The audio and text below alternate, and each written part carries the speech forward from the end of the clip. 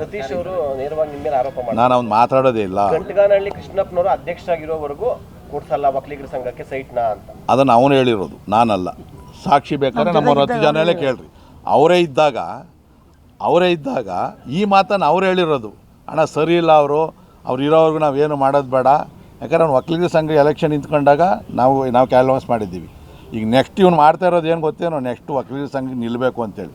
ಬಾ ನೀನು ನೋಡೋಣ. ಯಾವ ಪಬ್ಲಿಕ್ ಆಫ್ ಯಲಹಂಕ ರೀ? ಅವನಿಗೆ ಒಂದಿನ ಕೋಟ್ ಹಾಕೊಂಡು ಕೋರ್ಟ್ಗೆ ಹೋಗಿ ಕೇಳಪ್ಪ ಫಸ್ಟು. ನಿಮ್ಮ ಮನೇಲಿ ಬಂದಾಗ ಅವರೇ ನೀವೇ ಹೇಳಿದ್ರಂತೆ ಇನ್ನೊಂದು ಸಂಘ ಮಾಡ್ಕೊಂಡ್ರೆ ಬೇಡ ಅಂತ.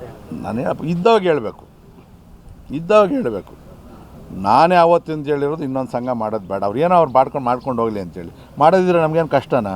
ಈಗ ಡಿಸಿಷನ್ ತೊಗೊತಾರೆ ಲೀಡ್ರ್ ಕೂತ್ಕೊಂಡವ್ರೆ. ಈಗ 2 ಮಾಡಬೇಕಾ 3 ಮಾಡಬೇಕು? ನೀನು ಒಕ್ಕಲಿಗರ ಸಂಘದ್ದು 40 ವರ್ಷ ಆಯ್ತಲ್ಲಪ್ಪ, ಏನೇನು ಮಾಡಿದ್ರಿ ಹೇಳಿ ಆ ಸಮಾಜಕ್ಕೆ? ಯಾವುದಾನ ಬಡ ಮಕ್ಳು ಕರೆದು ಆ ಸಮುದಾಯದಲ್ಲಿ ಬಂದವ್ರಿಗೆ ಏನೋ ಒಂದು ಸರ್ಟಿಫಿಕೇಟ್ ಕೊಟ್ಟಿದ್ದೀರಾ? 1,000 ರೂಪಾಯಿ ಏನೋ ಸಹಾಯಧನ ಮಾಡಿದ್ದೀರಾ? ಯಾರನ್ನ ಬ್ಲಡ್ ಕ್ಯಾಂಪ್ ಮಾಡಿದ್ದೀರಾ? ಬಡವ್ರ ಬಗ್ಗರಿಗೆ ಏನಾದರೂ ನೀವು ಸ್ಕಾಲರ್ಶಿಪ್ಗಳು ಏನಾದರೂ ಕೊಟ್ಟಿದ್ದೀರಾ? ಹೇಳ್ರಿ, ಏನು ಮಾಡಿದ್ದೀರಿ? ಇಲ್ಲ ಆಶ್ರಯ ಸೈಡ್ ನೀವಿದ್ದಾಗ ಅಧಿಕಾರದಲ್ಲಿದ್ದಾಗ ನಮ್ಮ ಬಡ ಸಮುದಾಯದವ್ರು ಅಂತ ಕೊಟ್ಟಿದ್ದಾರೆ. ಈಗ ಆಶ್ರಯ ಸೈಡ್ ನಾನು ಎಲ್ಲರಿಗೂ ಕೊಟ್ಟಿದ್ದೀನಿ. ಜಾತಿನೇ ನೋಡೋಕ್ಕೆ ಹೋಗಿಲ್ಲ ನಾನು. ಹೇಳೋದಕ್ಕೂ ಮಾಡೋದಕ್ಕೆ ಭಾಳ ವ್ಯತ್ಯಾಸ ಇರ್ತದೆ. ಅತ್ಲ ಕಡೆಗೆ ನಾವಿನ್ನೂ ಹೇಳ್ದಲ್ಲ, ಐರನ್ ಲೆಗ್ ಬಗ್ಗೆ ನಾವು ಮಾತಾಡೋಕ್ಕೆ ಹೋಗಲ್ಲ. ಕಾದು ನೋಡಿರಿ, ಅರ್ಥವಾಗಿದೆ ಸರ್? ಇಲ್ಲಿ ಬಾಳಲಾರದವನು ಇನ್ನೆಲ್ಲೂ ಕೂಡ ಬಾಳಲಾರನು. ನಮ್ಮಲ್ಲಿ ಬದುಕೋಕ್ಕಾಗಲ್ಲ ಅಂದರೆ, BJP ಜೊತೆಯಲ್ಲಿ ಇನ್ನು ಸಂಸಾರ ಮಾಡೋಕ್ಕಾಗಿಲ್ಲ ಅಂದರೆ ನೀನು ಎಲ್ಲೂ ಕೂಡ ಮಾಡೋಕ್ಕಾಗೋದಿಲ್ಲ. ಇವತ್ತು ನಾನು ಏನು ಹೇಳಿರ್ತೀನಿ ಅದನ್ನು ರೆಕಾರ್ಡ್ ಮಾಡಿ ಇಟ್ಕೊಂಡಿರ್ತೀನಿ. ನೀವು ವೇಮನ ರೆಡ್ಡಿ ಅವರು, ವಿಶ್ವನಾಥ್ ಅವರು, ಲಾವಣ್ಯ ಅವರು ಮತ್ತು ಸುಧಾಕರ್ ಅವರು ಅಲ್ಲ ಅನ್ನೋ ಥರದಲ್ಲಿ ಹೇಳಿದ್ರು.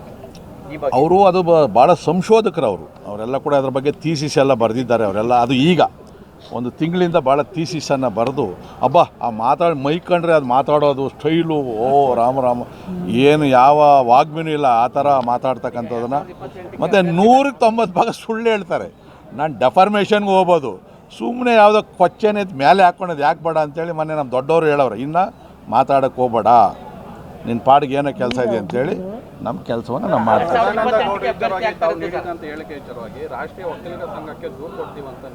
ಸರ್, ನಾನು ಈಗಾಗಲೇ ವಿಷಾದವನ್ನು ವ್ಯಕ್ತಪಡಿಸಿದ್ದೀನಿ. ನಾನು ಉದ್ದೇಶ ಇರ್ತಕ್ಕಂಥದ್ದು ಸದಾನಂದ ಗೌಡ್ರ ಬಗ್ಗೆ ನೋಡ್ರಿ, ಅವ್ರಿಗೆ ಒಂದೇ ಪಾರ್ಟಿಯಲ್ಲಿ ನಾವು ಇರೋದು. ನಾನು ಅವ್ನು ಬೈದಿರ ಇನ್ಯಾರು ಬೈತಾರೆ, ಅವ್ರು ನನ್ನ ಬೈದಿರ ಇನ್ಯಾರು ಬೈತಾರೆ? ನಾನು ಬೇರೆ ಹೋಗ್ಬಿಟ್ಟು ನಾನು ಬೈಕೊಂಡು ಕೂತ್ಕೊಂಡಿಲ್ಲ, ಪಾಲಿಸಿ ಮೇಲೆ ಬೈತೀನಿ.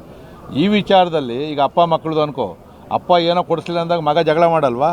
ನನ್ನ ಕಾರ್ಯಕ್ರಮ ಬರಲಿಲ್ಲ ಅನ್ನೋ ನೋವಿತ್ತು ನನಗೆ.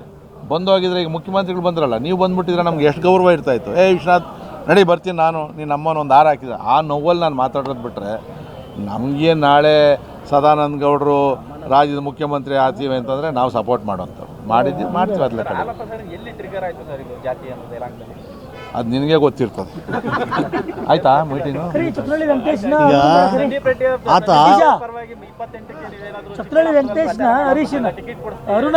ಅದೆಲ್ಲ ಬಂದಾಗೋದೆ. ತಿರ್ಗಾ ಯಾಕೆ ಹೇಳ್ತೀನಿ? ನೀನು ನಡುವೆ ಕಾಲು ಏಟ್ ಮಾಡ್ಕೊಂಡು ಇವತ್ತು ಬಂದವನೇ ಬಂದು ತಿರ್ಗಾ ಹೊಸದಾಗಿ ಶುರು ಮಾಡ್ತಾನೆ. ರೆಡ್ ಹಚ್ಚ ಮೊದ್ಲೆತ್ಕೊಂತ ನೋಡ್ರಿ, ಗಂಟಗಾನಹಳ್ಳಿ ಕೃಷ್ಣಪ್ಪ ನಾವು ಒಂದೇನೆ, ಈ ಕೃಷ್ಣಪ್ಪ ನಾವು ಒಂದೇನೆ, ಸುಧಾಕರ್ ನಮ್ಮ MP ಆಗಿರೋವರೆಗೂ ನಾನು ಅವ್ನು ಒಂದೇನೆ. ಭಿನ್ನಾಭಿಪ್ರಾಯ ಇರ್ಬೋದು, ಅರ್ಥವಾಯ್ತಾ? ಇಬ್ಬರು ಸೇರಿ, ಸುಧಾಕರ್ ನಾವು ಇಬ್ಬರು ಸೇರಿ ಯಾರು ಖಾರ ಹರಿಬೇಕೋ ಯಾರು ಮಸಾಲೆ ಹರಿಬೇಕೋ ಮೊನ್ನೆನೇ ಮಾತಾಡ್ಕೊಂಡಿದ್ದು ಬಿಡ್ರಿ. ತಲೆ ಯಾಕೆ ಕಟ್ಸ್ಕೊತಿರ್ತೀವಿ? ಅಯ್ಯೋ, ಪಕ್ಷದ ವಿರುದ್ಧ ಹೋಗೋದು ಇರ್ತವೆ ನಾವು ಸಣ್ಣ ಪಡ್ದು.